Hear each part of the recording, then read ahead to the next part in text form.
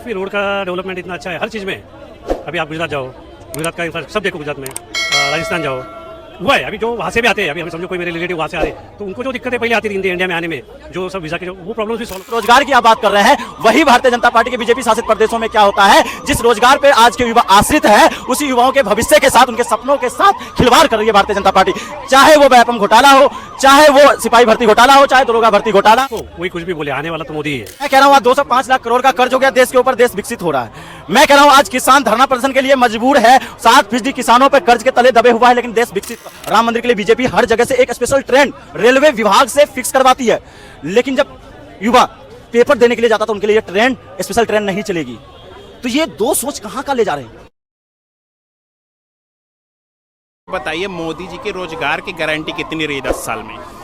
देखो, मोदी जी के जो पुरानी गारंटी है वो तो पूरा हुआ नहीं, और नई गारंटी पे कैसे विश्वास कर लें। आप जो गारंटी की बात है, 2 करोड़ रोजगार देने की बात कही थी उन्होंने हर घर छत की बात कही थी, 100 स्मार्ट सिटी की बात कही थी, महिला सशक्तिकरण की बात कही थी, किसान की आय दोगुनी की बात कही थी, अर्थव्यवस्था को मजबूत करने की बात कही थी, लेकिन कर्ज के तले दबा दिया। तो उस गारंटी को पहले मोदी जी पूरा कर ले, फिर नई गारंटी पे विश्वास करेंगे। और जिस रोजगार की आप बात कर रहे हैं, वही भारतीय जनता पार्टी के बीजेपी शासित प्रदेशों में क्या होता है, जिस रोजगार पे आज के युवा आश्रित है, उसी युवाओं के भविष्य के साथ, उनके सपनों के साथ खिलवाड़ कर रही है भारतीय जनता पार्टी।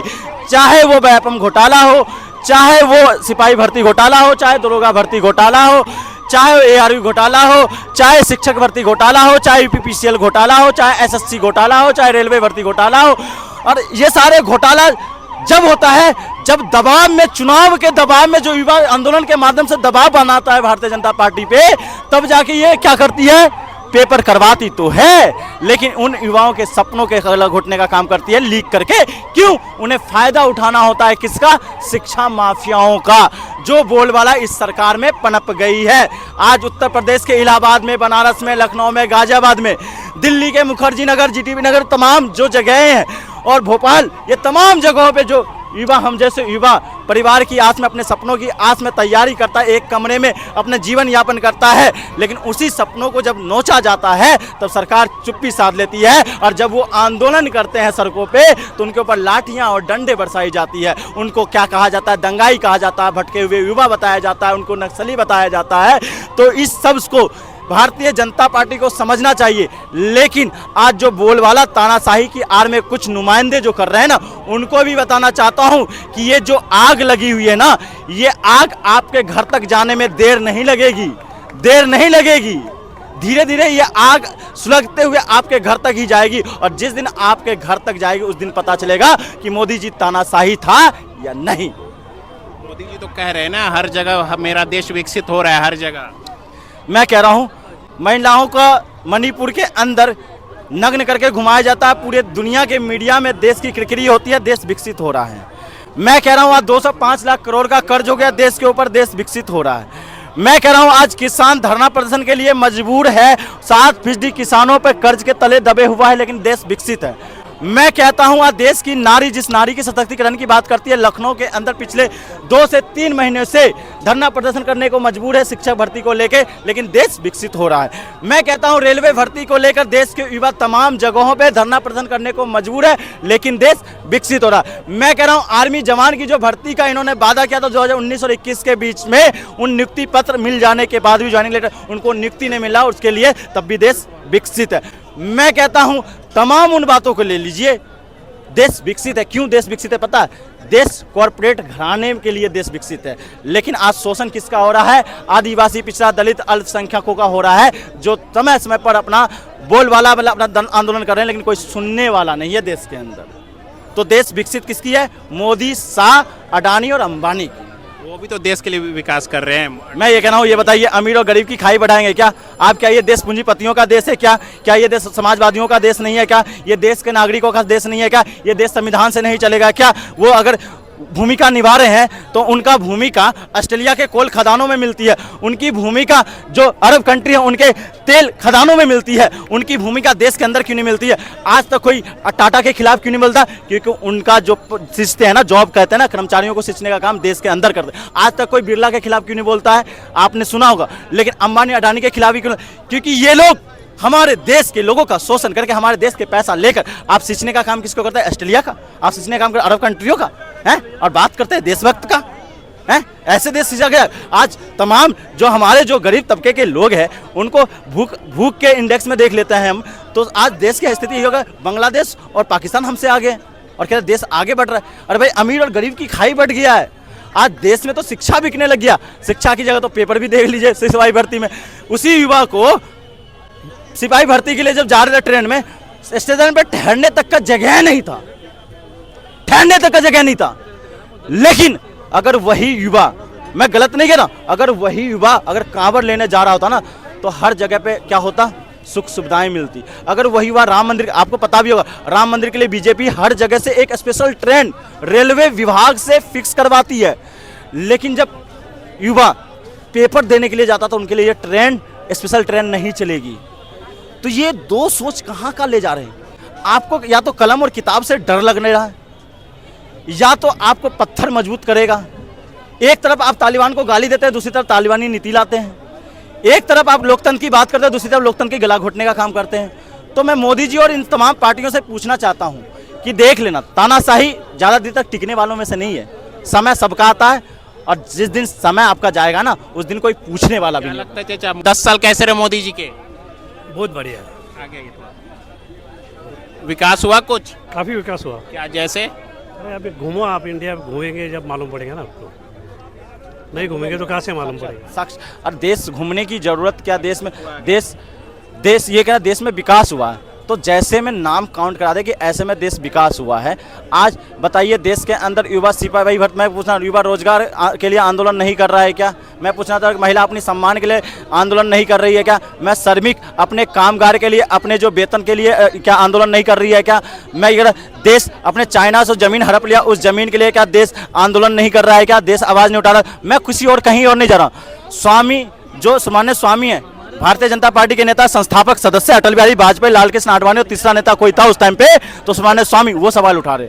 मैं किसी और की सवाल नहीं उठा, नितिन गडकरी सवाल उठा रहे। करने में नहीं, मतलब वादा करने में नहीं विश्वास होना चाहिए, काम करने में विश्वास होना। मैं किसी और का सवाल नहीं कर रहा हूँ, तमाम बीजेपी नेता। तो इनके पूछना, नितिन गडकरी के मैंने खिलाफ बोला। क्या बोलेंगे? पूछना चाह रहे, 2-4 काम बता दीजिए। काफ़ी हुआ। अभी महाराष्ट्र में तो बहुत हो गया, महाराष्ट्र में? महाराष्ट्र से हो, काफ़ी रोड का डेवलपमेंट इतना अच्छा है हर चीज़ में। अभी आप गुजरात जाओ, गुजरात का इंफ्रास्ट्रक्चर सब देखो गुजरात में। राजस्थान जाओ, हुआ है। अभी जो वहाँ से भी आते हैं, अभी हमें समझो कोई मेरे रिलेटिव वहाँ से आ रहे, तो उनको जो दिक्कतें पहले आती थी इंडिया में आने में, जो सब वीज़ा के जो वो प्रॉब्लम्स भी सॉल्व हो गए। विश्व में डंका बज रहा है जब से मोदी जी आए। हाँ, विश्व में डंका बज रहा है। देखो कोई कुछ भी बोले, आने वाला तो मोदी ही है, मोदी ही आएगा। ये तो तानाशाही का संकेत है, यही तो होता है। तानाशाही क्या कहता है? आपको डंके की चोट पे यही तो कहेगा, आएगा तो मोदी ही। मतलब लोकतंत्र पे उन्हें विश्वास नहीं है। कहने का मतलब जनता जो प्रथम होता है, जिसको जनता वोट की राजनीति में, लोकतंत्र की राजनीति में भगवान माना जाता है, उस भगवान को भी इन्होंने तार करने का मतलब जनता यहाँ प्रथम भूमिका नहीं मानी जाएगी। इन्होंने कहा विकास तो हुआ है गुजरात और महाराष्ट्र में।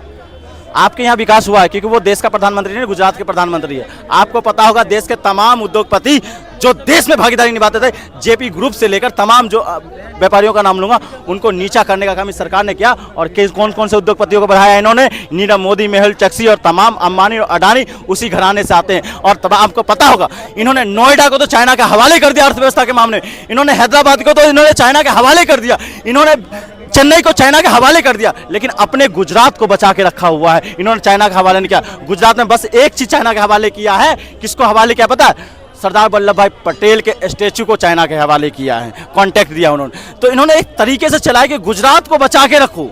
और पूरे जिस तरह से अंग्रेजों ने, जिस तरह से डचों ने, जिस तरह से अंग्रेज डच ने भारत पे गुलामी किया था, उसी तरह से इसने किया। गुजरात को बचा के रखो, सारे झारखंड से लेके बंगाल से, उड़ीसा से, छत्तीसगढ़ से सारे धन लूटो और गुजरात शिफ्ट कर दो।